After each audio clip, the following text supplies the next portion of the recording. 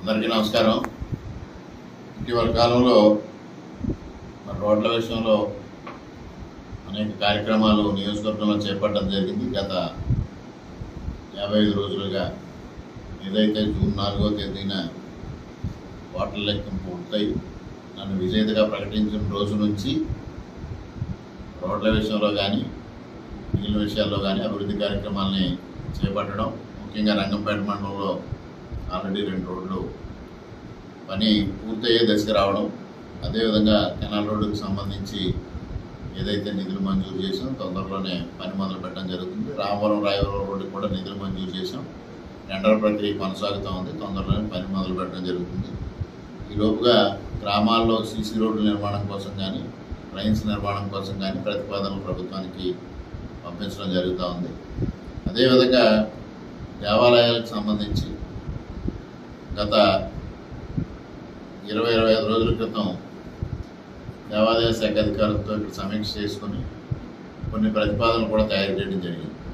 అనుకోని రీతిలో మొన్న 1వ తేదీన మూలారెడ్డి గారి వర్ధంతి కార్యక్రమంలో పాల్గొనడానికి ఆ రోజు దేవాదాయ శాఖ మంత్రి రామనారాయణ రెడ్డి గారు రావడం, ఆయన వచ్చిన వెంటనే నేను ఆయనకి ప్రతిపాదనలు అందివ్వడం, దానిపైన సత్వరమే స్పందించి అదే రోజు మరలా వారితో మొత్తం ఎవరెవరైతే సంబంధిత అధికారులు ఉన్నారో ఇన్స్పెక్టర్స్ కానీ ఎగ్జిక్యూటివ్ ఆఫీసర్లు కానీ డీసీ కానీ ఏసీ కానీ అదేవిధంగా ఆర్జేసీని అందరినీ ఎస్టిమేట్లతో పాటుగా పిలిపించి వారికి సమీక్ష చేసి ఏదైతే నేను ప్రతిపాదించిన 7టికి సూత్రప్రాయంగా ఆమోదం తెలపడం జరిగింది.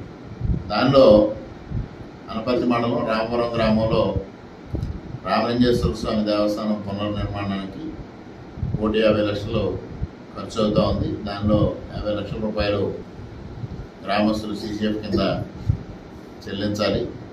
అదేవిధంగా బెక్కవోలు మండలం బెక్కవోలులో ప్రసిద్ధ శ్రీ లక్ష్మీ గణపతి ఆలయం 3 కోట్ల అంచనా రూపొందించారు. కానీ అక్కడ స్థలం సేకరించాల్సిన సమస్య ఉంది. అక్కడ సీజీఎఫ్ నుంచి గ్రామస్తులు కట్టాల్సిన కంట్రిబ్యూషన్ని కట్టక్కర లేకుండా స్థలం సేకరించి గ్రామస్తులు ఇస్తే 3 కోట్లతో లక్ష్మీ గణపతి ఆలయాన్ని పునర్నిర్మించడానికి కూడా దేవాదాయ శాఖ మంత్రులు సూత్రప్రాయంగా అంగీకారం తెలియజేశారు. అదేవిధంగా రంగంపేట మండలం రంగంపేటలో ఉమారామలింగేశ్వర మరియు సుబ్రహ్మణ్యేశ్వర స్వామి ఆలయం పునర్నిర్మాణం కోసం 2 కోట్ల రూపాయలు అంచనా మరి అధికారులు వేయడం జరిగింది. దానికి సీజీఎఫ్ 66 లక్షలు కట్టాలి. దానికి కూడా మంత్రి గారు సూత్రప్రాయంగా ఆమోదం తెలియజేశారు.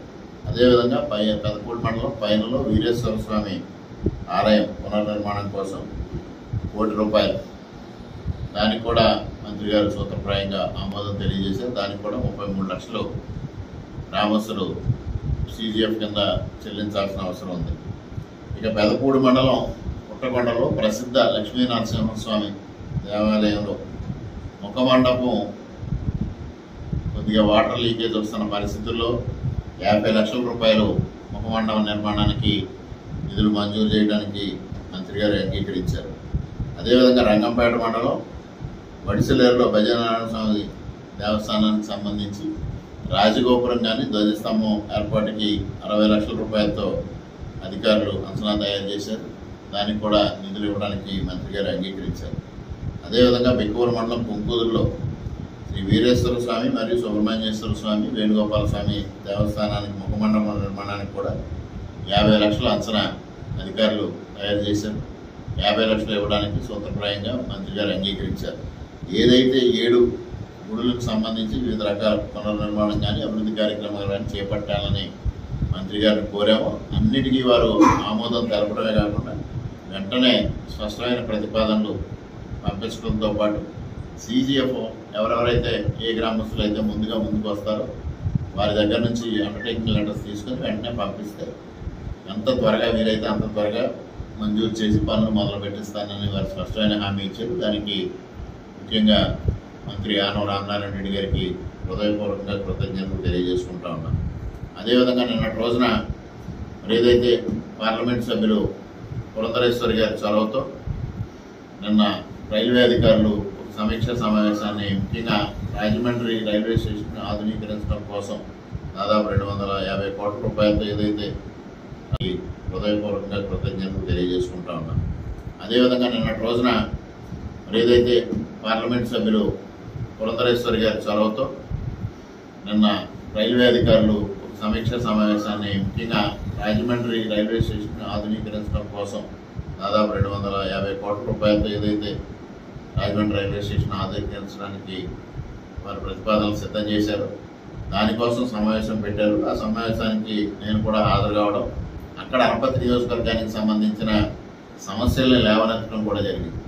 దానిలో ప్రధానంగా జన్మభూమి హాల్ట్ అనేది ప్రధానమైన సమస్య. మరి గత పార్లమెంటు సభ్యులు, గత శాసనసభ్యులు వీళ్ళిద్దరూ ప్రచారాలు ఆపడం తప్పించి ఏ కార్యక్రమాన్ని ముందుకు తీసుకెళ్లిన పరిస్థితి లేదు. ఆయనేమో రీల్స్ పార్లమెంట్ సభ్యుడు, ఇక్కడేమో ఈయన కాళ్ళు కడిగించుకుని సరికొత్త భావావతారం ఎత్తిన శాసనసభ్యుడు. వీళ్ళిద్దరూ పదే పదే సోషల్ మీడియా ద్వారా జన్మభూమి హాల్ట్ ఈ రోజు వస్తుంది, ఆ రోజు వస్తుందని మాట్లాడడం తప్పించి వీళ్ళు ఏ విధమైన ప్రయత్నం చేయలేదనేది అందరికీ తెలిసిన నాకు సత్యం.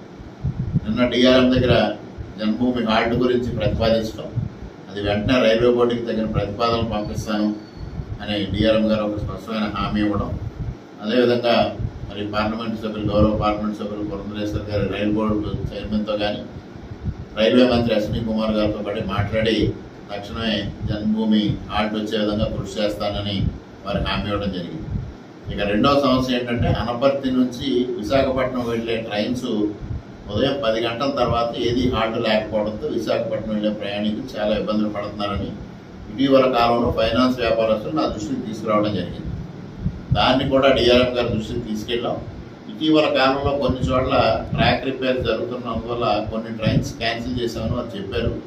అవి పునరుద్ధరించి ఆ సమస్యని పరిష్కారం చేస్తానని ఒక స్పష్టంగా డిఆర్ఎం గారు తెలియజేయడం జరిగింది. మూడవది, ఇప్పుడు అమృత పథకంలో భాగంగా అనపర్తి రైల్వే స్టేషన్ అభివృద్ధి జరుగుతూ ఉంది.